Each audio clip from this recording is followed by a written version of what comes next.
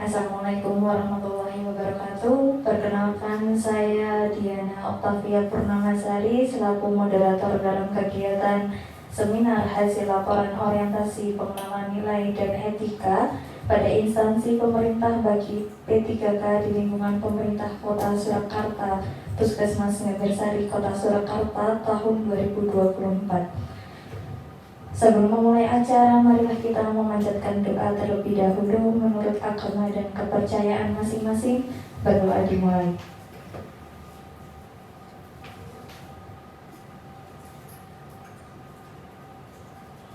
Berdoa selesai.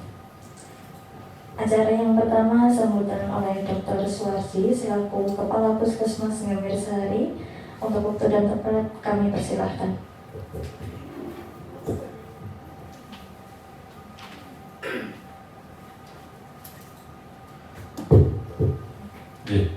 Assalamualaikum warahmatullahi wabarakatuh. Yang pertama-tama marilah kita panjatkan puji syukur kepada Allah SWT, manakala pada kesempatan siang hari ini kita semua, terutama Mbak Dameng yang pada kesempatan siang hari ini kita bisa berkumpul di Aula Puskesmas Ngebersari ini dalam rangka laporan orientasi nilai dan etika terkait dengan calon P3K. Hal yang perlu saya tekankan dari laporan ini nanti tidak hanya sekedar tulisan, bahwa di situ laporan orientasi nilai dan etika, dua kata yang harus kita bawain, nilai etika. Nilai etika seorang ASN sudah dijabarkan dalam bentuk berakhlak. Jadi kita sebagai seorang ASN, seorang P3K ke depan harus bisa menjiwai betul nilai etika yang sudah dijewantahkan dalam bentuk berakhlak. Yang pertama adalah berorientasi kepada sebuah pelayanan.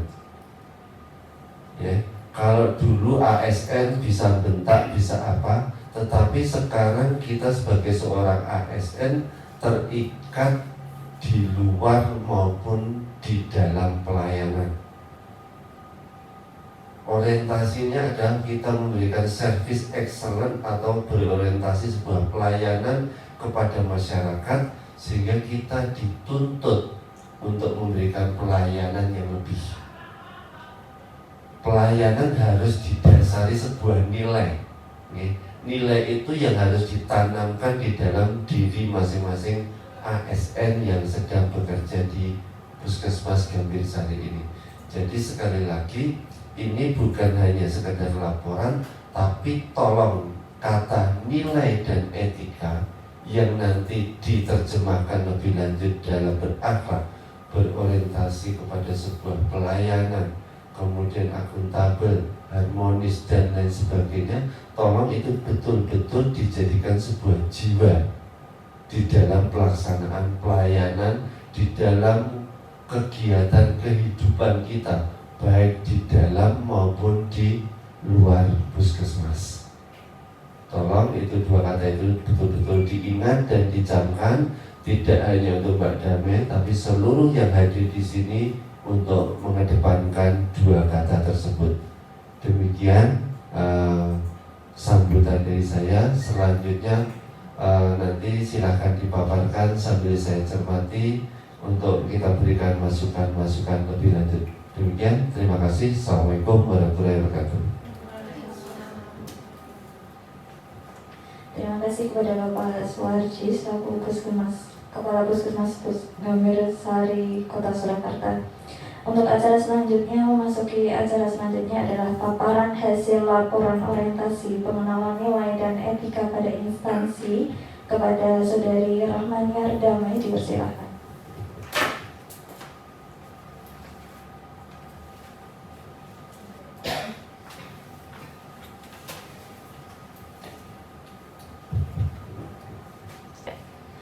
Assalamualaikum warahmatullahi wabarakatuh. Waalaikumsalam warahmatullahi wabarakatuh.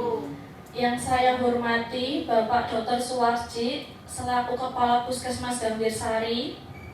Yang saya hormati Ibu Puji Astuti S.Kepner selaku Kepala Kasubag Tata Usaha Puskesmas Gambir Sari sekaligus sebagai mentor Angkatan 1. Dan yang saya banggakan teman-teman Puskesmas Gambir Sari yang hadir di siang hari ini. Izinkan saya, Rahmaniar Damai Hartanti, mempresentasikan laporan orientasi nilai dan etika.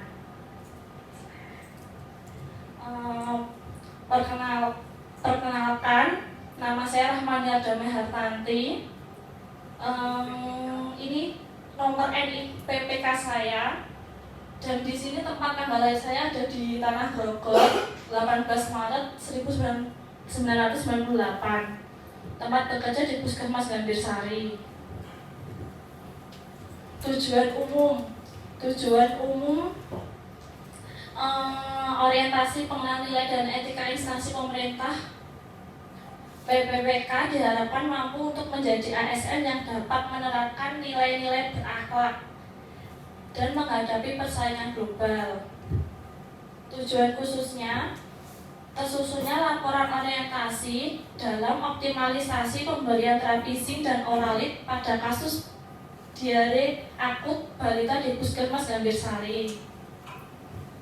Waktu orientasi ada 2. Yang pertama, kita belajar secara mandiri melalui Solo Oasis, yaitu pada tanggal 9 September sampai 19 September 2024. Waktu yang kedua, orientasi tempat kerja yang dilaksanakan di Puskesmas Gambir Sari pada tanggal 20 sampai 26 September 2024. Nilai dan etika pemerintahan Kota Surakarta. Yang tercantum adalah visi, misi, dan struktur organisasi tata kerja pemerintahan Kota Surakarta. Visi, mewujudkan Surakarta sebagai kota budaya yang modern, tangguh, gesit, kreatif, dan sejahtera. Misi pertama, meningkatkan kualitas kesehatan masyarakat yang tangguh, membentuk masyarakat berbudaya sehat melalui pendekatan promotif dan preventif. Kedua, memperkuat pertumbuhan ekonomi yang adaptif dan berkelanjutan. Ketiga, mewujudkan tata ruang infrastruktur Kota Surakarta yang mendukung pemajuan kebudayaan dan pariwisata. Keempat, meningkatkan kualitas dan daya saing pemuda dan masyarakat umum di bidang pendidikan, ekonomi, seni budaya, dan olahraga. Kelima, mengembangkan tata kelola pemerintahan dan pelayanan publik yang gesit dan kolaboratif berdasarkan semangat gotong royong dan kebinekaan. Keenam, mewujudkan kemakmuran dan kesejahteraan bersama warga Kota Surakarta yang berkeadilan dan inklusif. Ketujuh, mewujudkan daerah yang kondusif dan kerukunan antar umat beragama dalam tata kehidupan bermasyarakat yang saling menghormati.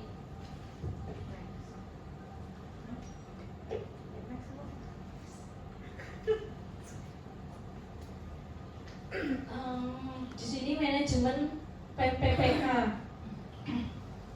Menurut Peraturan Pemerintah Republik Indonesia Nomor 49 Tahun 2008 tentang manajemen pegawai pemerintah dengan perjanjian kerja. Manajemen pegawai pemerintah dengan perjanjian kerja adalah pengelolaan pegawai pemerintah dengan perjanjian kerja untuk menghasilkan pegawai pemerintah dengan perjanjian kerja yang profesional, memiliki nilai dasar etika profesi, bebas dari intervensi politik, bersih dari praktek korupsi, kolusi, dan nepotisme. Di dalam Peraturan Pemerintah Republik Indonesia Nomor 49 Tahun 2018 terdapat penetapan kebutuhan, pengadaan, penilaian kinerja, penggajian dan tunjangan, pengembangan kompetensi, pemberian penghargaan, disiplin, pemutusan hubungan perjanjian kerja, dan perlindungan.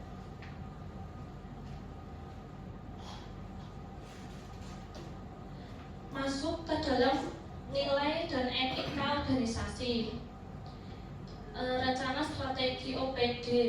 OPD di sini Dinas Kesehatan Kota Surakarta. Ada profil Dinas Kesehatan Kota Surakarta, visi Dinas Kesehatan Kota Surakarta, misi Dinas Kesehatan Kota Surakarta, tujuan Dinas Kesehatan Kota Surakarta, yang terakhir program strategi Dinas Kesehatan Kota Surakarta.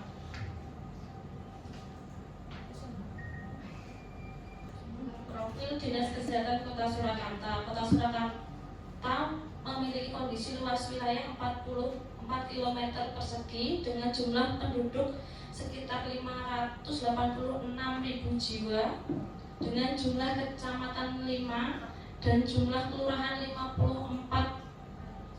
Dinas Kesehatan Kota Surakarta memiliki unit kerja 2 rumah sakit, 17 puskesmas, 1 instalasi farmasi, dan 1 laboratorium kesehatan.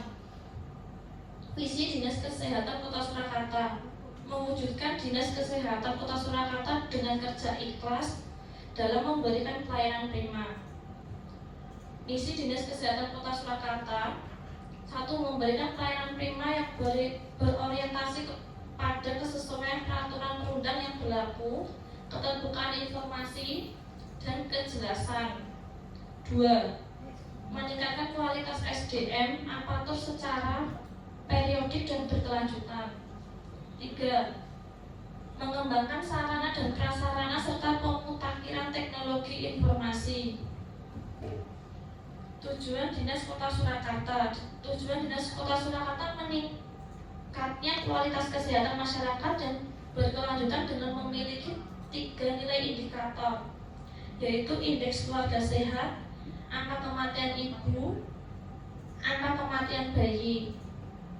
Program strategi Dinas Kesehatan Kota Surakarta. Dinas Kesehatan Kota Surakarta memiliki berbagai strategi, antara lain: 1. Meningkatkan pelayanan kesehatan sesuai standar pelayanan.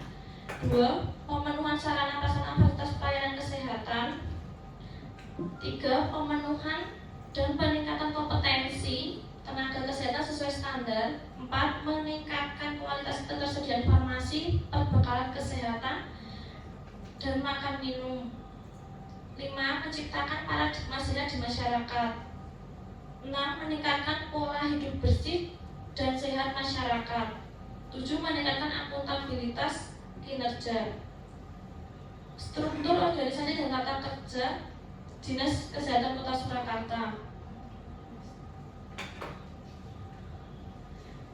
Peraturan Wali Kota Surakarta Nomor 12 Tahun 2023 tentang kedudukan, susunan organisasi, tugas dan fungsi serta tata kerja dinas daerah menyebutkan bahwa Dinas Kesehatan Kota Surakarta merupakan unsur pelaksana urusan bidang kesehatan yang menjadi kewenangan daerah yang dipimpin oleh Kepala Dinas Kesehatan. Struktur organisasi Dinas Kesehatan terdiri dari Kepala Dinas, Sekretariat, Bidang Kesehatan Masyarakat, Bidang Pencegahan dan Pengendalian Penyakit, Bidang Pelayanan Kesehatan, Bidang Sumber Daya Kesehatan, ada UPTD, UOBK, UOBF, yang terakhir kelompok jabatan fungsional.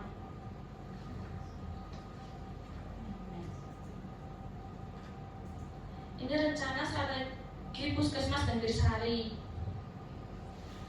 Di sini ada profil Puskesmas Gambirsari, visi Puskesmas Gambirsari, misi Puskesmas Gambirsari, tujuan Puskesmas Gambirsari, program kegiatan pendukung visi.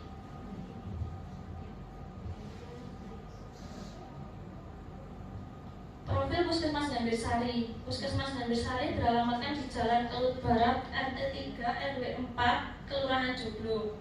Wilayah kerja Puskesmas Gambirsari meliputi 3 wilayah kelurahan, yaitu Joglo, Banjarsari, dan Kelurahan Kadipiro. Dengan jumlah penduduk 57.000 jiwa, Puskesmas Gambirsari memiliki puskesmas pembantu 2, yaitu Puskesmas Pembantu Solo dan Puskesmas Pembantu Krembiongan. Visi Puskesmas Gambirsari. Visi Puskesmas Gambirsari waras sebagai gaya hidup. Misi Puskesmas Gambirsari: memberikan pelayanan kesehatan secara profesional, mendorong terwujudnya masyarakat berparadigma sehat, aktif, berinovasi, melindungi masyarakat. Tujuan Puskesmas Gambirsari.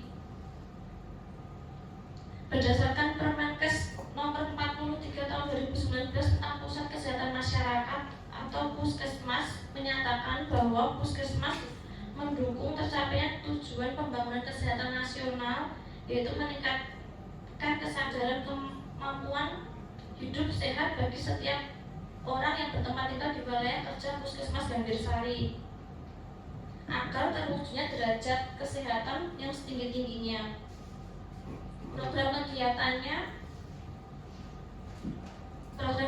pendukung visi di Puskesmas Gambirsari memiliki program capaian tahunan.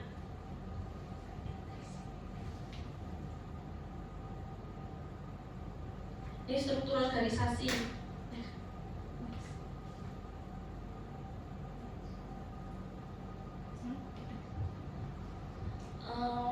Dari paparan sebelumnya di sini ada tugas pokok dan fungsi PPPK. Tugas pokok dan fungsi PPPK ini terkhususkan dengan jabatan saya sebagai perawat fungsional di Puskesmas Gambirsari. Tugas jabatan fungsional perawat berdasarkan Peraturan Menteri Pendayagunaan Aparatur Negara dan Reformasi Birokrasi Republik Indonesia Nomor 35 Tahun 2019 tentang jabatan fungsional perawat adalah melakukan kegiatan keperawatan yang meliputi persiapan, pelaksanaan, dan pengelolaan pelayanan keperawatan.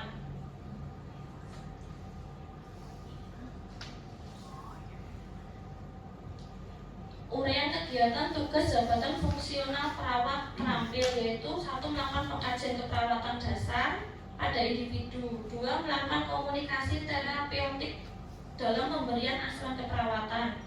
3. Melakukan edukasi tentang perilaku hidup bersih dan sehat dalam rangka melakukan upaya promotif. 4. Memfasilitasi penggunaan alat-alat pengamanan atau pelindung fisik pada pasien, mencegah resiko cedera pada individu dalam rangka upaya preventif. 5. Memberikan oksigenasi sederhana.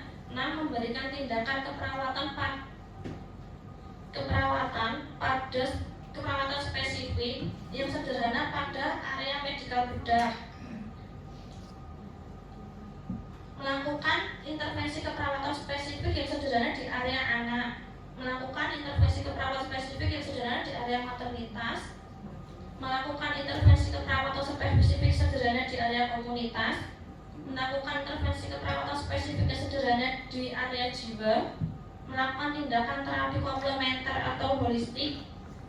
Yang terakhir, melakukan tindakan perawatan pada pasien dengan intervensi pembedahan tahap pre, intra, post hospital. Ini rencana dan hasil kerja unit kerjanya di Puskesmas Gambirsari, jabatan terampil perawat. Di sini saya mengambil identifikasi itu ada 2. Yang pertama adalah kurangnya pengetahuan pasien dan keluarga pasien tentang penularan infeksi. Yang kedua, kurangnya pengetahuan orang tua terhadap tata laksana awal pada kasus diare akut balita. Ini isu yang diangkat, kurangnya pengetahuan orang tua terhadap tata laksana awal pada kasus diare akut balita. Gagasan yang diangkat, optimalisasi pemberian terapi zinc dan oralit pada kasus diare akut balita di Puskesmas Gambirsari. Ini alur kegiatannya. Langkah awal identifikasi isu, selanjutnya merencanakan merancang aktualisasi, membuat aktualisasi, melaksanakan aktualisasi, melakukan evaluasi aktualisasi. Ini format pembuatan kegiatan. Kegiatan yang pertama, langkah awal identifikasi isu. Di sini saya mencari tahu pengetahuan orang tua terhadap tata laksana awal pada kasus diare akut. Dengan tahap kegiatan membagikan formulir untuk menilai tingkat pengetahuan orang tua. output hasilnya rekapan hasil formulir. Terus yang kedua, mengidentifikasi isu dengan cara melihat cakupan program pelayanan kesehatan kasus diare. Tahap kegiatannya melihat persentase diare dilayani. Output hasilnya rekapan hasil persentase balita diare di tahun 2023 yaitu 28,2%. Terus merencanakan atau merancang aktualisasi. Di sini saya melakukan konsultasi dengan mentor dan koordinasi lintas program. Tahap kegiatannya berkomunikasi dan konsultasi dengan mentor beserta lintas program mengenai optimalisasi pemberian terapi zinc dan diare akut balita. Output hasilnya adanya saran dan masukan dari mentor.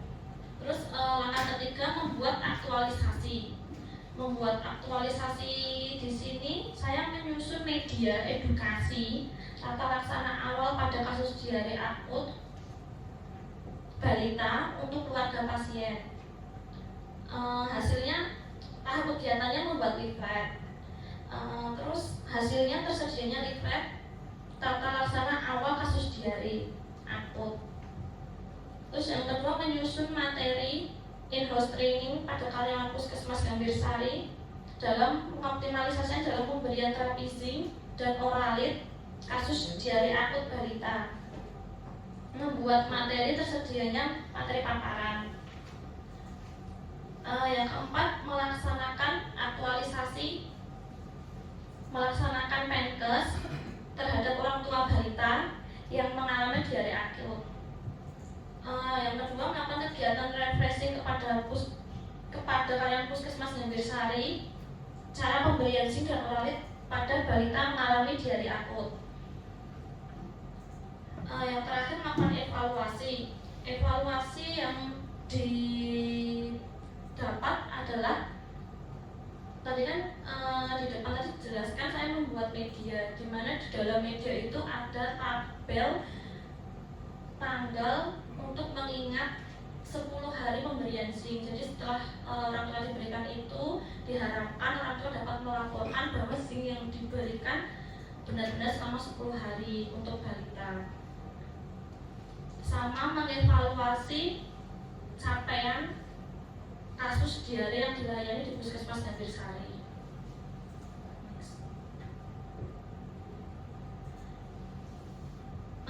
Kegiatan berkontribusi terhadap visi misi kegiatan selaras dan sejalan dengan visi Kota Surakarta, yaitu mewujudkan kota budaya modern, tangguh, gesit, kreatif, bersejahtera, serta sesuai dengan visi Puskesmas Gambir Sari, yaitu waras sebagai gaya hidup dan misi memberikan pelayanan kesehatan secara profesional. Ini media penyuluhannya, leafletnya seperti ini. Ini media bantunya ada. Ini saya buatkan kalender. Jadi orang tua balita itu kalau sudah memberikan anaknya nanti menuliskan tanggal mulainya sama mencetak. Jadi biar gak kelupaan saat pemberian zinc. Terus rencana kerja menengah tahun ke-1, tahun ke-2, tahun ke-3, tahun ke-4, tahun ke-5. Rencana kerja menengah saya di sini tahun ke-1 tadi membuat leaflet sama membuat tabel untuk pemantauan pemberian zinc yang tepat. Jadi selama sekali benar-benar diberikan, tidak hanya setelah sembuh terus lupa diberikan. Yang tahun kedua saya merencanakan kegiatan kunjungan rumah pemantauan pemberian zinc dan oralit pada balita yang menderita diare akut. Di sini saya membuat kerangka acuan kegiatan dan SOP pemantauan minum zinc dan oralit pada balita dan diare akut. Terus membuat format laporan kasus diare akut pada balita yang dapat diakses oleh lintas sektor berhubungan dengan Posyandu integrasi pelayanan primer. Jadi tahun kedua itu saya akan membuat format laporan yang bisa diakses oleh posyandu. Jadi nanti posyandu terintegrasi dengan puskesmas dan pelaporan ke dinasnya berkumpul di saya. Jadi nanti kita laporkan melalui format laporan itu. Yang ketiga, ya tadi melakukan kunjungan rumah dalam pemantauan minum zinc dan oralit yang tepat pada balita mengalami diare. Terus tahun ketiga kita saya akan mengevaluasi laporan itu berjalan atau tidak. Terus yang keempat, membuat media edukasi kesehatan tata laksana diare untuk di posyandu yang terintegrasi layanan primer. Yang kelima, tahun kelima, saya mengevaluasi format laporan, terus mengikuti pelatihan tata laksana diare di tahun kelima.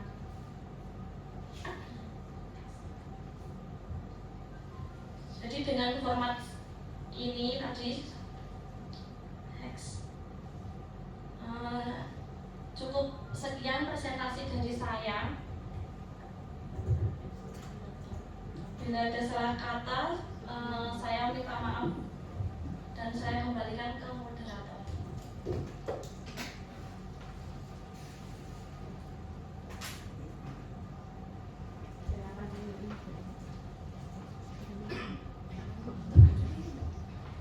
Terima kasih atas paparannya. Untuk acara selanjutnya, saran masukan dari mentor kepada Ibu Pujiastuti, Eskep Nurse, dipersilakan.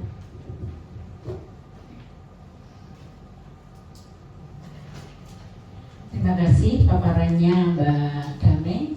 Kita aplaus dulu. Ya, pada intinya saya hanya menyampaikan ya untuk P3K, tugas P3K ini tentang ini dari awal ya tadi tentang berakhlak ya. Intinya kita sebagai ASN memang dituntut untuk berakhlak dan intinya punya budi pekerti yang baik yang bisa dilaksanakan dengan mudah gitu. Jadi tidak itu harus sudah tertanam di diri kita gitu, sebagai pegawai siapapun ASN ya. Yang kedua yaitu tugas kita pokok di Dinas Kesehatan, kita sebagai insan di kesehatan intinya menjunjung tinggi atau berusaha untuk meningkatkan atau mempertahankan kesehatan baik diri kita individu maupun di masyarakat. Itu sudah disampaikan Mbak Damai tadi tentang itu ada di visi misi puskesmas maupun di Pemkot hampir sama ya. Yang selanjutnya ini yang perlu kita pantau kita selanjutnya ya, rencana kerja yang menengah. Jadi saya setuju dan akan saya lihat untuk tahun pertama tadi untuk memantau minum zinc, yang tahun kedua membuat format ya Mbak, kita nanti juga kita pantau karena itu sebagai rencana kerja dan itu inovasinya ya, itu nanti bisa kita semuanya bisa kita lihat semua. Tahun ketiga kunjungan rumah, yang empat edukasi, tahun kelima nanti evaluasi. Semoga apa yang disampaikan tadi Mbak Damai, saya tunggu untuk inovasinya. Semoga ini bisa memberikan satu inovasi di Puskesmas Gambirsari di mana kasus diare itu tidak setiap saat ada. Kadang di musim-musim buah tertentu itu pasti kasus diare itu juga banyak, di musim penghujan juga banyak. Jadi saya tunggu inovasinya, semoga bisa mengungkit atau mencapai capaian program. Pastinya karena ini diare ya pastinya tidak terjadi diare, ataupun kalau diare ya tidak sampai kasus yang berat. Itu ya. Jadi sekali lagi saya garis bawahi untuk sebagai ASN kita tetap kita tanamkan itu berakhlak, berbudi pekerti yang baik.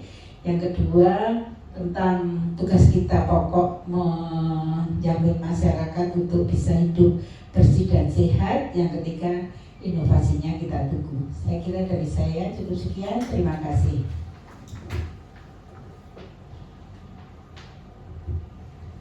Terima kasih atas masukan yang telah diberikan kepada Ibu Pujiastuti SK Nurse kepada Saudari Rahmani Ardamai. Untuk acara selanjutnya adalah penutup. Terima kasih untuk kehadiran saudari-saudara semuanya serta Bapak Dr. Suwarji selaku Kepala Puskesmas Ngambil Sari dan Ibu Pujiastuti SK Nurse selaku Kepala Subbag Tata Usaha dan Mentor Angkatan 1 Puskesmas Ngambil Sari Kota Surakarta. Cukup sekian dari kami. Bila taufiq wal hidayah. Wassalamualaikum warahmatullahi wabarakatuh. Waalaikumsalam warahmatullahi wabarakatuh.